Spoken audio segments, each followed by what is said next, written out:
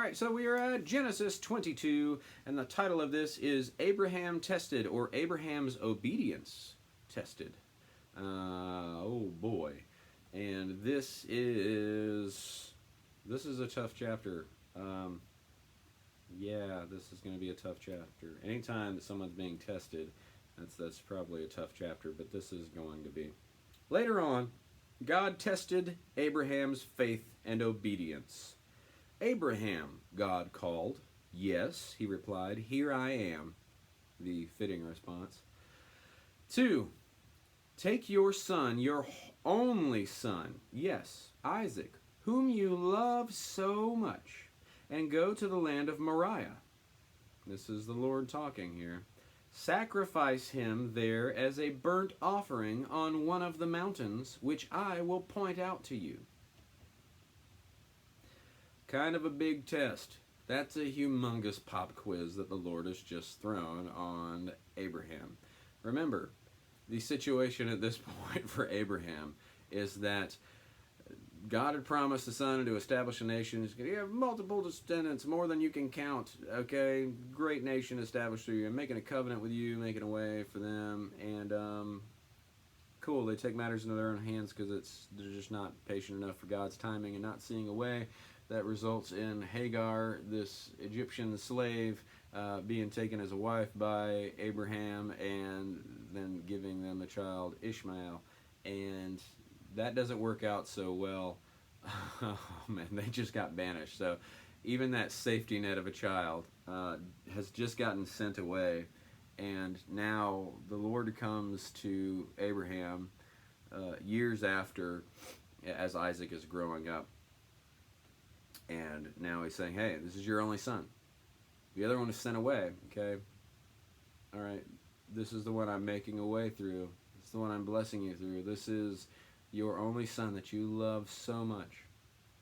And I want you to sacrifice him. And I love that it's up a mountain, too. As if it's not hard enough, you're going to have to walk up this mountain with your son. I'll point it out to you. So just go ahead and start going to the land of Moriah. Oh, boy. Verse 3, the next morning Abraham got up early. So notice, there's this pattern when you hear from the Lord that you want to respond as quickly as you can. That's faithfulness. So he got up early. He saddled his donkey, and he took 2 of his servants with him, along with his son Isaac. Then he chopped wood to build a fire for a burnt offering and set out for the place where God had told him to go. So he's got Isaac, he's got 2 of his servants, and he's got the wood that he chopped to build a fire so he could follow through with this burnt offering. And he's going out where God told him to go. Verse 4, on the 3rd day of the journey, so this is a long journey, Abraham saw the place in the distance. So he sees now, okay? Stay here with the donkey, Abraham told the young men. The boy and I will travel a little farther. We will worship there, and then we will come right back. So he sees the place where he needs to go. He says, stay here with the donkey, okay? My boy and I are going to go. My only son, whom I love, are going to go up here so I can sacrifice him. But the way that he says it to them is very interesting because he knows what he's been asked to do. He says, we will worship there, and then we will come right back. So that's basically a way of kind of saying, hey, it's cool. We're just going to go up there and have a personal dad and son worship moment, and then we'll be back. Which, I mean, it's not like he's going to be like, hey, listen, my son and I are going to go up here, and then I'm going to make him a burnt offering, and I'll probably come back, and we'll start heading home. Like, he wouldn't say that because that would get in the way of him being able to do it anyway, but I think it's interesting that he used these words. We will come right back. We will worship there, and we will come right back. Verse 6, Abraham placed the wood for the burnt offering on Isaac's shoulders. So Isaac is carrying this wood. Part of me really wants to just scream like this is kind of like, Christ being sacrificed. But I don't, that's not really a face value thing. I can't point that out. But for cheating, since I've already technically done that, I think that that's really significant. It's the first time I really noticed that, not only that that's a similarity, that's the test that Abraham would do that, but that Isaac is carrying the wood. It's kind of like Jesus carrying this wooden cross that he's going to be sacrificed on. So that is technically not something that should have been a part of me saying this right now, but it screamed that, and that's the first time I really recognized that. Abraham placed the wood for the burnt offering on Isaac's shoulders, which we know nothing about that being symbolic of anything. Wink, wink. While he himself carried the knife and the fire. As the two of them went on together, Isaac said, "Father." "Yes, my son," Abraham replied. "We have the wood and the fire," said the boy. "But where is the lamb for the sacrifice?" Because Isaac's like, "Hey, in case you forgot something, because we got to climb a mountain now." And maybe there's a little fear. I don't really know what's going through Isaac's mind. We don't know. Verse 8, how does Abraham reply to this? "God will provide the lamb, my son." God will provide the lamb, my son. Man, that is big. Abraham answered, and they both went on together. So they kept going. Like Abraham's faith was enough to keep them both going together in this moment, and not to say, well, let's stop and get something. Good. Okay. Verse 9. When they arrived at the place where God had told Abraham to go, he built an altar and placed the wood on it. Okay, so he builds an altar, he places the wood on it, and then he tied Isaac up and laid him on the altar over the wood. Like, there are no little asides on how hard that must have been to, I mean, trying to wrangle any child, it can be tough to, regardless of their age. But man, if they think life is on the line, I can't imagine. Because I've dealt with, my child when, she was getting her ear pierced or whatever, her ears, like, that was like a life and death situation for her. So like trying to wrangle her and calm her through that and tell her it's going to be okay was hard enough. So if it was actually like, no, without a doubt, I'm about to burn you alive, and she grasped that, I can't imagine that. It's such a hard thing to think about. Golly. He tied Isaac up and he laid him on the altar over the wood. Verse 10, and Abraham took the knife and he lifted it up to kill his son as a sacrifice to the Lord. So Abraham is following through. He is not like, okay, like he's going through with it. He's like, you're the lamb. Sorry. Verse 11, at that moment, the angel of the Lord shouted to him from heaven, Abraham, Abraham. Yes, he answered, I'm listening. Verse 12, lay down the knife, the angel said. Do not hurt the boy in any way, for now I know that you truly fear God. You have not withheld even your beloved son from me. Now you pass the test. Verse 13, then Abraham looked up and saw a ram caught by its horns in a bush. He took the ram and sacrificed it as a burnt offering on the altar in place of his son. God did provide a sacrifice. It wasn't a lamb, it was a ram, but God was faithful just as Abraham said he would be. 14, Abraham named the place, the Lord will provide. Amen. This name has now become a proverb. On the mountain of the Lord it will be provided. Notice, it's a hard trek up a mountain. When you have a specific hard to follow through with thing, and then there is a mountain as well, like that's a pretty big test.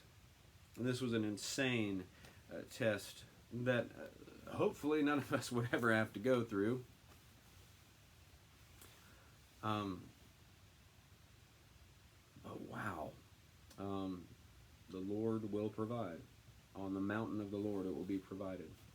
Seems hard to move forward and things seem hopeless, just like they seemed to Hagar and to so many before. Instead of just taking matters into your own hands, just step faithfully in what you feel that God is telling you, and trust that He will provide. That's so big. 15. Then the angel of the Lord called again to Abraham from heaven. 16. This is what the Lord says. Because you have obeyed me and have not withheld even your beloved son, I swear by my own self. So God's swearing on himself here. I will bless you richly. I will multiply your descendants into countless millions, like the stars of the sky and the sand on the seashore. They will conquer their enemies, and through your descendants all the nations of the earth will be blessed, all because you have obeyed me. So because of this one man's faith and his obedience, we are still today experiencing the blessings and the provision of God. Wow. 19. Then they returned to Abraham's young men and traveled home again to Beersheba, where Abraham lived for quite some time. This well of the oath. Man. Abraham lived for quite some time. Verse 20. Soon after this, Abraham heard that Milcah, his brother Nahor's wife, had borne Nahor 8 sons. The oldest was named Uz. The older was named Buz. They're not all rhyming, don't worry. Followed by Kemuel, the father of Aram, Kesed, Hazo, Pildash, Jildlaph, and Bethuel. 23. Bethuel became the father of Rebekah. In addition to his 8 sons from Milcah, Nahor had 4 other children from his concubine Reumah. Their names were Tebah, Gaham, Tahash, and Maacah. Verse 23, Bethuel became the father of Rebekah. So notice this is Nahor, brother of Abraham at this point. Interesting. So that's how that closes. We saw a really, really painful test where Abraham could have taken matters into his own hands and chosen to be deceitful in some way, but he was not dealing with people. He was dealing with something that God was asking him, and I think it shows a lot of his faithfulness and his obedience and his heart and his trust of God in the way that he responds to that and just does it honestly and affirms those that might have questions along the way. You stay here, we're going to go up here and worship, and we'll be right back. Again, you don't technically know if he's speaking that out of just trying to kind of comfort them when really he's not sure, or just to make sure that they don't stop him from following through. But if I just take it at a face value point, then I think it's interesting that he spoke all of those things, and then God was still faithful, regardless of what his heart was there. I don't think he would have followed through, even to a point of raising a knife to his son, tying him up over this wood. Like, that's not something you can just kind of backstep. Wasn't it fun pretending, son? Didn't we have a good time worshiping up here? Like this wasn't a show for anyone else. This was something for the Lord, and he did not withhold any of it. So that's why I'm reading into it and saying, like, I feel like he knew, and he was, even if he was just trying to convince himself with those words, obviously it worked. So I don't want to think about this as faking it till you make it. I think this is more of a, no, God's going to provide. God's going to provide. Because I have to trust in that. What else do I have? How else could I follow through with this thing that the God has asked me to do? He has been faithful in every other thing, and he's asked me to step faithfully, and that's what I'm doing right now, even though this is the hardest thing. So I trust that he will provide.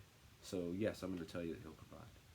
Son, yeah, I know we're missing that very important piece of the sacrifice. But God will provide a lamb. And, man, to have that kind of conviction and that heart of worship and of trusting the Lord, we are still benefiting from the faith of Abraham.